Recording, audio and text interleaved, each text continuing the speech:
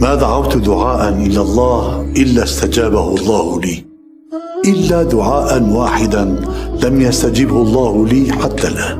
لقد شوقتني والله. وما هو هذا الدعاء؟ أن أرى الإمام أحمد بن حنبل. أن أرى الإمام أحمد بن حنبل. سبحان الله، سبحان الله. والله لقد كنت أجر إليك جرا، وليطمئن قلبك يا أخي، وقد استجيبت كل دعواتك.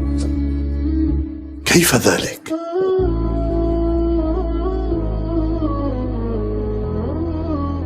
أنا العبد الفقير لله أحمد بن حنبل.